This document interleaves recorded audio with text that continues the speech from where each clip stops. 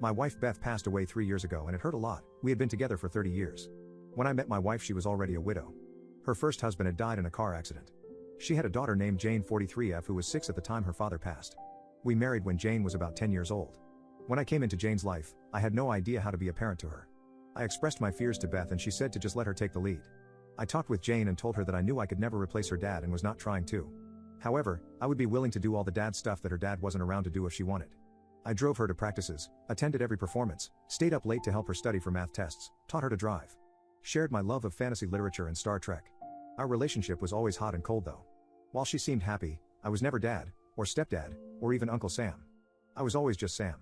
Beth and I had a son, Tom 32M, and a daughter, Christy 29F.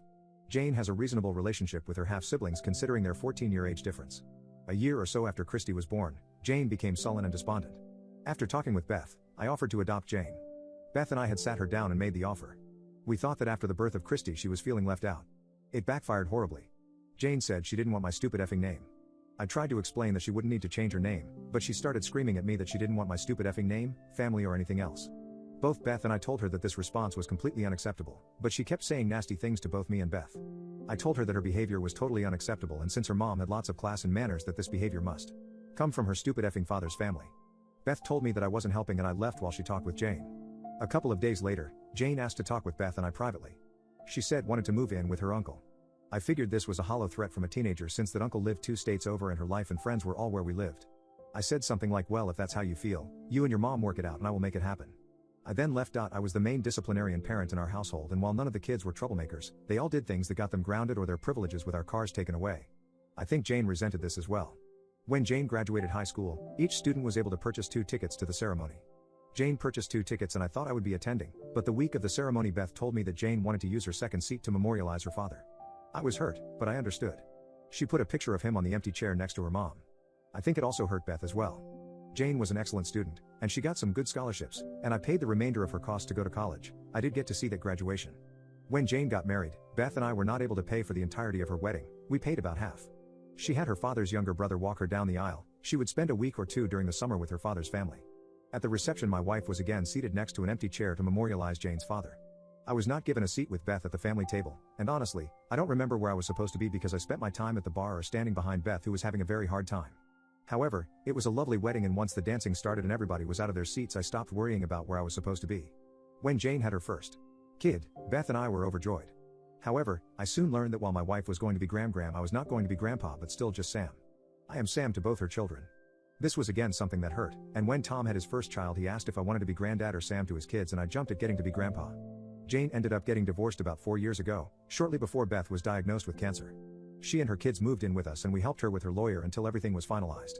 During my wife's last year, Jane was with us all the time. It was a huge help to both Beth and I. After Beth passed, I was a wreck and mostly useless. It wasn't right, but Jane ended up doing most of the funeral preparation. I am very grateful for the help she provided. When Jane's father had died, his mother had helped with the funeral expenses and had purchased a double plot. When Jane prepared the funeral, she organized everything so that Beth would be buried next to Jane's father, her first husband. I was shocked and felt that this was done somewhat behind my back. My wife had never told me of this, but Jane assured me that this was what Beth would have wanted. I talked with Tom and Christy, and they know I intend to be cremated. Because of that, they thought that this was reasonable, and the plot was already paid for. At the memorial service, Jane was rightfully upset. She told many of the other mourners that she was now orphaned and that she and her 2 kids had no close family left. This upset Tom and Christy a lot, but I tried to explain that it was different for Jane. I talked with Jane during the memorial and told her that she does have a family that will welcome her if she wants it. She thanked me and was polite. I have not really talked with Jane since the memorial.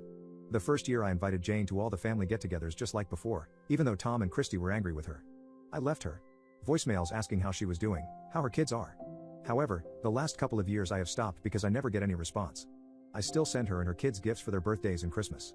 I just don't actively reach out. One of the last voicemails I left I told her that all she needed to do was call and I would help her. Now, my daughter Christy is getting married next year. She reached out to Jane in the past few months and has been working on reconciling with her. Additionally, Jane's ex lives in a different state and her kids will be gone for most of the holidays. Jane has told Christy about how alone she is feeling. Christy called me and asked me to invite Jane to my house for Christmas. Christy and her fiancé will be there along with Tom and his family. I told Christy that Jane knows she is always invited. Christy says that Jane won't come if I don't call and ask her to come.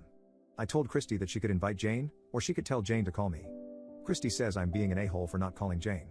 I talked with my son Tom, and he says he is tired of the rest of us having to beg Jane to be part of our family. I love Jane, she is my daughter, but after so much, I just feel like the only way this will work is if she takes the first steps. Update: I'm uninviting my ungrateful stepdaughter from Christmas dinner after she cut contact with me despite me being by her side for 30 years. I decided I wanted to invite Jane. I called and once again got sent to voicemail. I left a message saying that I didn't know what her plans were but that she should know that she is always welcome at our house. I figured that would be it, and I could tell Christy that I tried. On Saturday I got a call from Jane. She seemed very down. She told me the same things I had heard from Christy. Her kids would be out of state with her ex for Christmas and New Year's. She was feeling very alone. I told her that she is always welcome to come celebrate with her brother and sister and myself. She said that sounded really good and she would like that. Jane, Christy, and her fiancé John spent Christmas Eve with me. It was really nice. Jane was very sweet to everyone. Jane can be an incredibly caring person. Jane seemed a little on edge at first, but as the evening went on she became more at ease. We watched a Muppet Christmas Carol just like when my kids were younger.